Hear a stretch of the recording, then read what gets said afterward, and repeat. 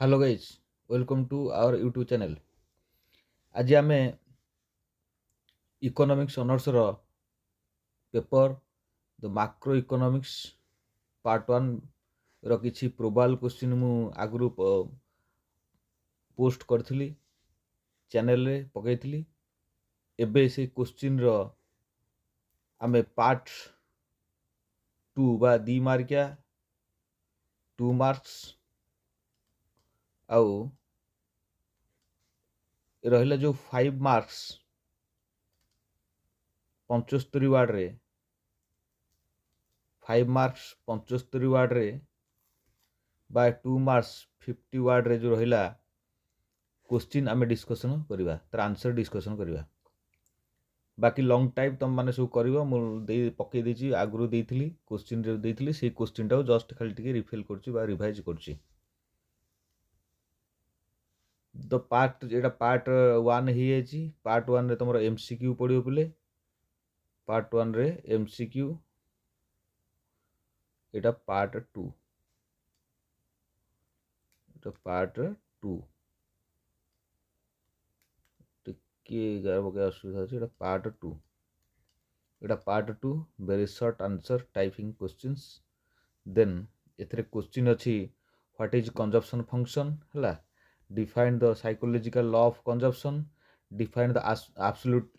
Income hypothesis. तुम देखियो previous रे तार लॉन्ग टाइप जेहेतु आसला एटा शॉर्ट टाइप निश्चित आसो। एगुड़ा सब भल इंपोर्टेंट क्वेश्चन 2 मार्क्स क्वेश्चन गुड़ाक तुम देखिए नजर पकेब है। आमर ये सब क्वेश्चन गुड़ाक नजर पकेब निश्चित ये क्वेश्चन परीक्षा आसो है। आमर एमईसी बुझे marginal efficiency of capital business cycle तो गोटे इंपोर्टेंट क्वेश्चन पिले। लिक्विडिटी ये ट्रैप्स जो केन्स थ्योरी फिलिप्स कर वेरी वेरी इंपोर्टेंट द ये इन्फ्लेक्शन है अनएम्प्लॉयमेंट ए सब हूँ इंपोर्टेंट क्वेश्चन बुझेगा। तो ये निश्चित परीक्षा आसो परीक्षा आसवाटा आसो निश्चित ए 12टा क्वेश्चन जदि कराई 5-6टा निश्चित 2 मार्क आसो ए ग्यारंटी। बाकी रहा यहाँ जो पार्ट 2 हो जाए पार्ट 3 पिले एटा पार्ट 3 पार्ट 3 रे 75 वार्ड रे तुम लिखा पड़ो आंसर करा पड़ो 75 वार्ड रे। जेहेतु 75 वार्ड रे करा पड़ो से अनुसार क्वेश्चन दिखाई बुझे। तो ये question very very important APC आउ एमपीसी भितर तार डिफरेंस कौन, लाइफ साइकिल हाइपोथेसिस निश्चित वेरी इंपोर्टेंट क्वेश्चन है। स्पेकुलेटिव डिमांड मनी ये तो गोटे वेरी इंपोर्टेंट, बिजनेस एक्सपेक्टेंस ये सब इंपोर्टेंट क्वेश्चन पिले ये निश्चित आसो। एथरू मु बोधे 10टा क्वेश्चन तुम जमी परीक्षा question Hicks theory of trade cycles high powered money गोटे वेरी वेरी इंपोर्टेंट बाउमाल टोबिन ये कैश मैनेजमेंट ये सब वेरी वेरी इंपोर्टेंट क्वेश्चन बुझे। तो जेहेतु ये सब इंपोर्टेंट क्वेश्चन एथरू क्वेश्चन निश्चित 5-6टा खंडे 5-6टा खंडे क्वेश्चन एथरू निश्चित पिले आसो बुझला। तो एथरू निश्चित क्वेश्चन 5-6टा आसो पिले। देन तुम ये 11टा क्वेश्चन कराई एथरू निश्चित 3 मार्क 5-6टा निश्चित आसो जेकोसी यूनिवर्सिटी तुम देखु था। यहाँ है 4 है यहाँ 4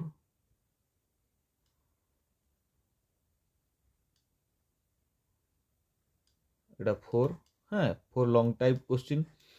टाइप क्वेश्चन जेहेतु 8टा पचार तुम फिलिप्स कर पचार फिलिप्स कर लंग टर्म आउ सर्ट टर्म बुझे। तो तब देख फिलिप्स कर देख यहाँ हूँ आम बिजनेस साइकिल रे नायक ये थ्योरीज तापर आमर प्रॉफिट थ्योरी ऑफ इन्वेस्टमेंट तार डायग्रामेटिकली बुझे। तो ये सब देख हाँ। देन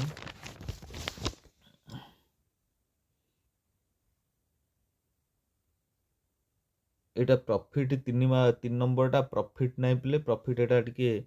क्वेश्चनटा भूल प्रिंट हो पिले एटा क्वेश्चन या नहीं ए क्वेश्चनटा टिके भूल प्रिंट हो क्वेश्चनटा बुझे। तो ए क्वेश्चनटा हूँ एक्सप्लान ए क्वेश्चनटा हूँ 3 नंबर क्वेश्चनटा explain the Keynes theory of business cycle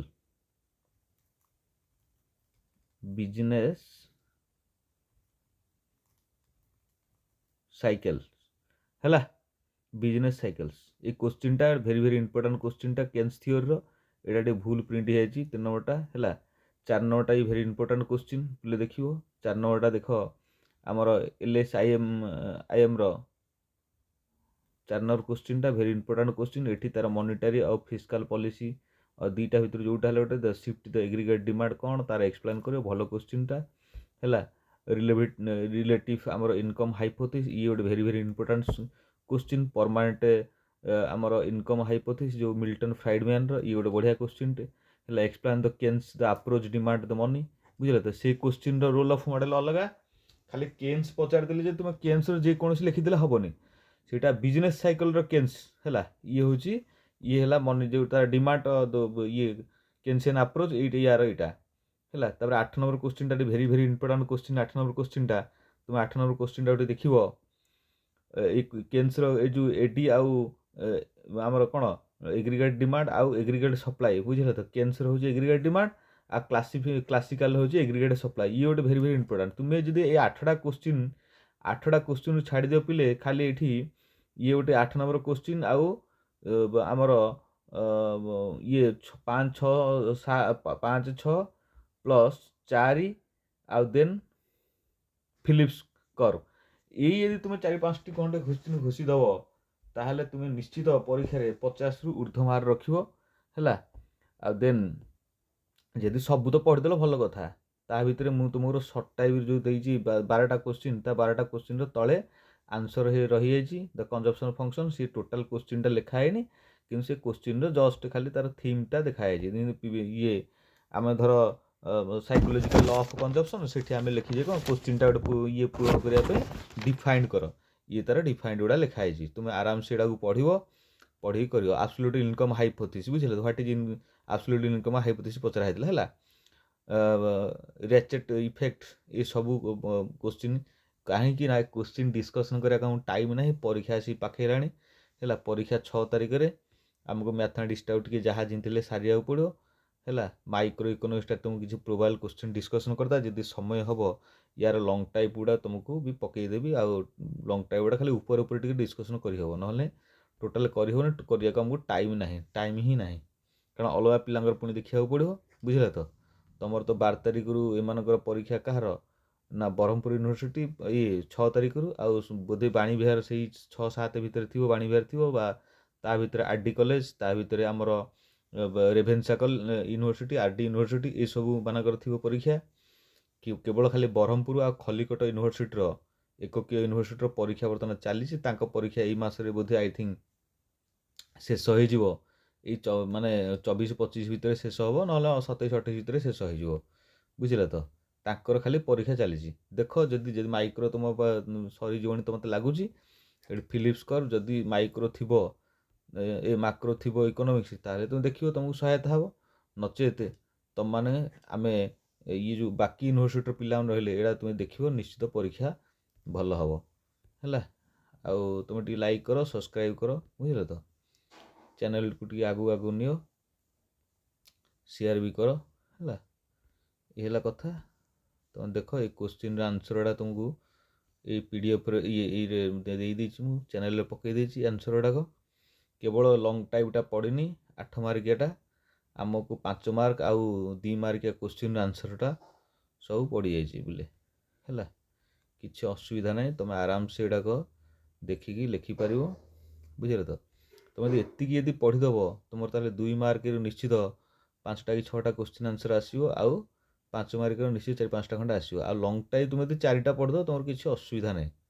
ସବୁ ହେଇଗଲା ଲଙ୍ଗ୍ ଟାଇପ୍ ଯଦି ତୁମେ 4ଟା ପଢ଼ିଦେବ ତୁମେ ଆରାମସେ ତୁମେ ତା ଭିତରେ ସର୍ଟ ଟାଇପ୍ ତା ଭିତରେ ଲଙ୍ଗ୍ ଟାଇପ୍ ଆଉ ଗୋଟେ ଟେକ୍ନିକାଲ୍ ଜିନିଷ ପିଲେ ମନେ ରଖିଥାଅ ତୁମମାନେ ଯାହା ପାରୁଛ କେହି ପରୀକ୍ଷକ ଯିଏ ଖାତା ଦେଖୁଛନ୍ତି କେହି ଚାହୁଁନାହାନ୍ତି ପିଲା ଫେଲ୍ ହୁଅନ୍ତୁ ତୁମେ ଯଦି ଚାହିଁବ ତୁମେ ଯଦି ଟୋଟାଲି କ'ଣ କରିବ ନା ଯାହା ପାରୁଛ ତୁମେ ଯଦି ଲେଖିକି ଖାତାକୁ ପୂରଣ କରିବ ତାହେଲେ ପରୀକ୍ଷକ ନିଶ୍ଚିତ ତୁମକୁ ଖାତାକୁ ପାସ୍ କରାଇଦେବେ କିନ୍ତୁ କଥା ହେଲା କ'ଣ କି ତୁମେ ଇକୋନୋମିକ୍ସ ରିଲେଟେଡ୍ ଲେଖିବା ଆବଶ୍ୟକତା ଅଛି ବୁଝିଲେ ତ ଯେଉଁ ପିଲାଟି ଭାବୁଛି ମୁଁ ପାସ୍ କରିପାରିବି ନାହିଁ